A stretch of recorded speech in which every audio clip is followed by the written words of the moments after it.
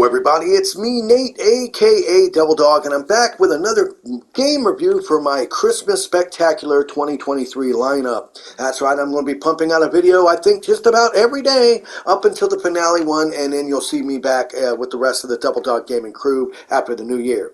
This is my review for Avatar: Frontiers of Pandora. It was developed by Massive Entertainment and published by Ubisoft and released on December 7th of 2023 on the Xbox X and S and the PlayStation 5 and Windows. This is a current gen game, so no, you cannot play this on past gen systems. You can't play it on a PS4. It's kind of a shame. Really, it is. But let me get into the synopsis they actually came up with for this game.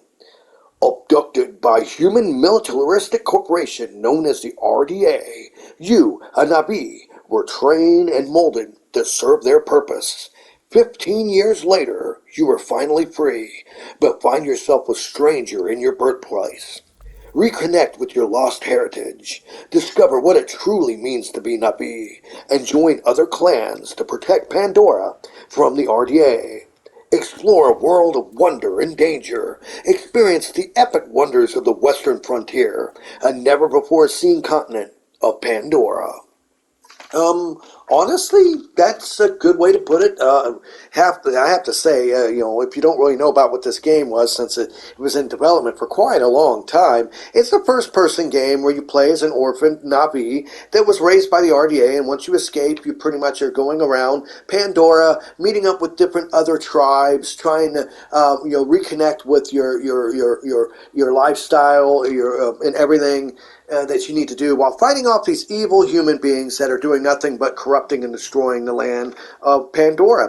And the overall game size is quite impressive with this title. It is 25.5 square miles in size of the game world that is set in multiple different biomes. You have your jungle area, you have a great rolling plains area, you have these cave areas, and all of them look downright fantastically beautiful. The visual fidelity of this, I can see why they couldn't do this on last gen systems. This honestly, visually, is a beautiful game. It's a looker, especially if you have your HDR turned on and you're bumping the resolution up real high. It is a visually very impressive looking title. Now, as for game length, you're looking give or take about 15 to 20 hours long through your adventure in Pandora as you go around meeting up with other tribes, crafting new equipment, learning new abilities, taking down evil human outposts, and healing the world of Pandora. Now, the other thing is, this has a lot of stuff in it that's going to remind you of other games, which I'll tell you at the end what I think it feels mostly like to me. But first up are your skill tree. Naturally, as you go through, you upgrade your character, unlocking new skills in a skill tree that consists of 5 main skills. You have your survivor skill tree, your warrior skill tree, your hunter, your maker, and your rider. I'm sure you can figure out what each of these skill trees will do. Survivor helps you be able to survive. Warrior, new moves and combat abilities. Hunter allows you to hunt like wildlife and stuff like that. Maker, naturally, is crafting, and rider has to do with the ability of you riding different animals. Everything from their version of horses to their giant bird-like creatures that you fall in love with, not sexually in any way, thank God, but you grow a bond with it to where these creatures will be by your side until the very end. Now, also, when you're able to actually completely fill up a skill tree, you will get a bonus skill known as an Apex Memory, and these hands down are like the best ones. They really add a lot of like superpowers to your character. So honestly, and I don't think you can max out all your skill trees. I really don't. I haven't been able to. Now, also, in order to upgrade your character through your adventure, naturally you earn experience points by doing missions, and you also find these saplings, these trees called Tarsu saplings, and when you interact with them, they'll actually help you upgrade. And you can also do something else known as an ancestor skill, which gives you a cool flashback of your ancestors and gives you some special bonus perks as well if you find the Tarsu trees. So you have the little saplings that you find and the great big trees, and it's really kind of disgusting. You have your little tentacle thing wrap around it and you have a flashback memory. It's kind of interesting. Now, along with everything else, this also does have a crafting system in it, where you have three main types of items that you can craft, from your ammo of your weapons, your weapons themselves, and also your armor and gear pieces and stuff like that. Now, you have to find these blueprints, basically, in order to upgrade your weapons and armor, and also that means you also have to collect different items, materials, in order to do this. They come in three different rarities. You have your fine mode, your superior, and your exquisite. Those are the main ones that you get. The higher the thing, the better the quality thing you can make with it.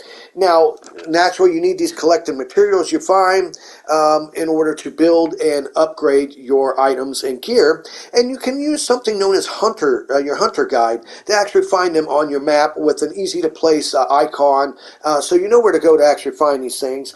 And the game world, really is focused heavily on you exploring. It really is kind of cool. Now, the one thing I'll say, though, is when you need to craft ammo for your weapons, like if you have guns or your bow and arrow or your staffs, you can craft them on the fly with the wheel that you bring up, your trigger wheel, as long as you have the materials that you've collected in order to make the ammo. But for making new weapons and gear, you have to go to a crafting table, which is located at several different hideouts that you can go that spread all across Pandora. Now, this game also does feature a two-player cross-play co-op mode. Once you get far enough along in the game, it will open up and allow you to have somebody else join you. You can either host the game, or you can also be just a guest. Now, keep in mind, whoever the host is, their progress gets tracked and saved. But if you're a guest, all you get is any sort of weapons, collectibles, and gear that you find in the other person's game. So it kind of makes it to where you don't want to be the guest in this. You kind of want to be the host, because if you aren't the host, anything sort of progression you do is not saved. So that's kind of disappointing. But that brings me back to one main thing about this game that I have to point out. Visually, it is fantastic looking. It's a beautiful game. The world is well designed. It's very lush. It's got tons of flora and fauna in it.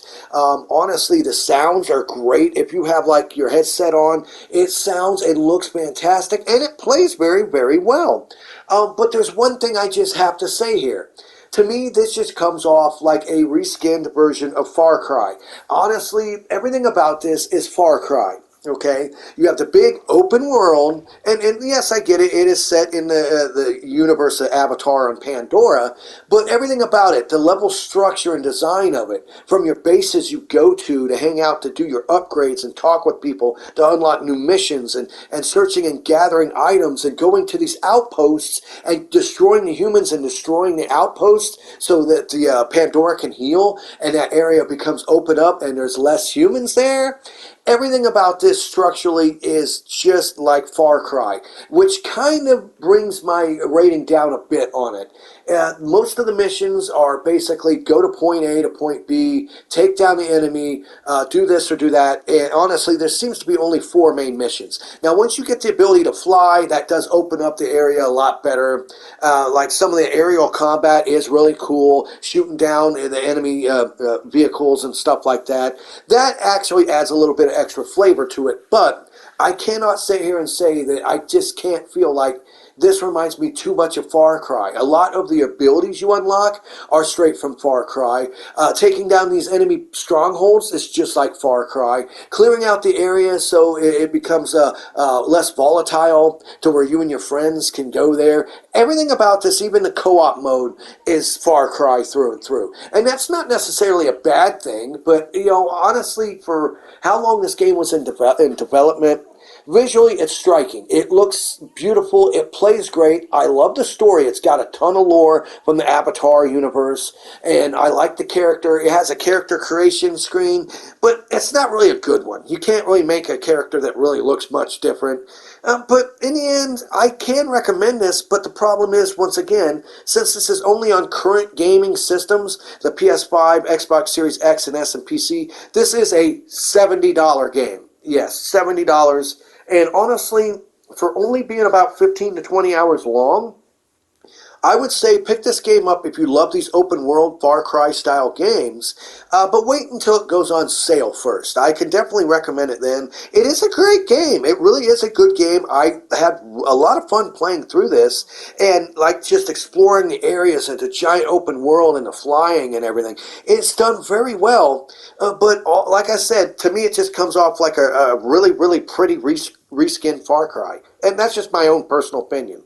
Please leave in the comments below if you've actually played Avatar Frontiers of Pandora, if you agree or disagree with me on anything. Do you feel there's anything I left out of this review? Please give me a thumbs up and subscribe to my channel. Leave lots of comments. I'll answer every single one of them. And of course, here at Devil Dog Gaming, we always end our videos by saying, have fun, play hard, and remember, people, the devil is in the details. Peace out until next video, y'all.